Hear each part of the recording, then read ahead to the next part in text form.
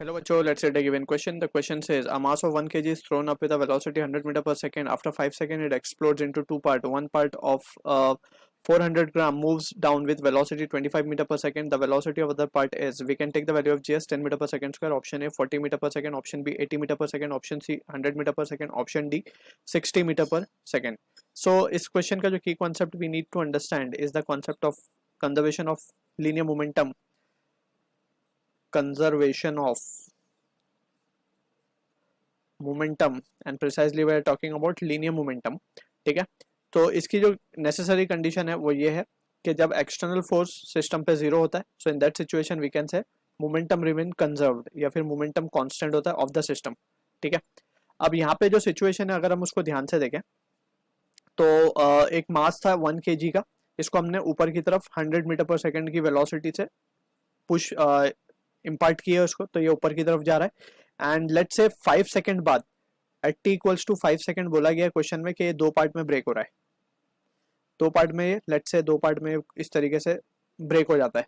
ठीक है, अब इसमें बोला जा रहा है एक पार्ट जो है वो नीचे आ रहा है 25 मीटर पर सेकंड की रफ्तार से, दूसरी की रफ्तार क्या होगी हमें वो फाइंड करने को बोला गया है. ठीक है ना, तो इसको हम मान लेते हैं बॉडी 2 है, let's say this is our second body, इसको इस तरीके से बना लेते हैं, ये फर्स्ट बॉडी है हमारी और ये है बॉडी हमारी नंबर 2.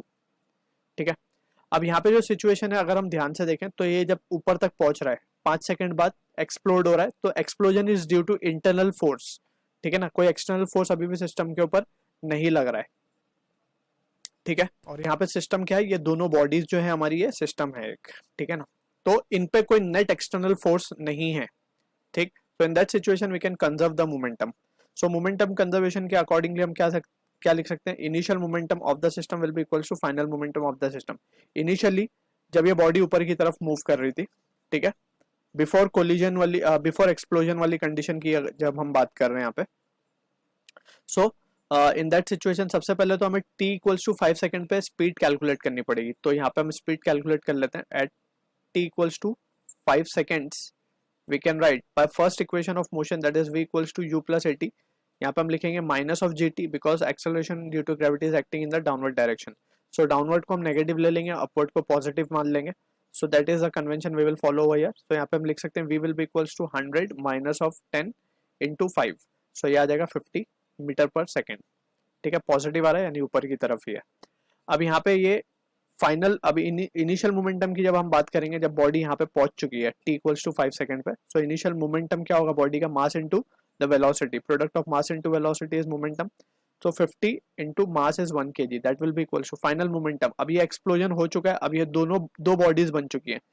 एक है 400 ग्राम या फिर 0.4 kg इनटू इसकी स्पीड है 25 and it is in the downward direction. So negative लगा रहे हैं हम यहाँ पे, प्लस एक बॉडी है, बची बॉडी कितनी मास की हो जाएगी, 0.6 kg की, 0.6 kg राइट, क्योंकि टोटल मास है 1 kg and that will be equals to, let's say उसकी वेलोसिटी हम मान लेते हैं v.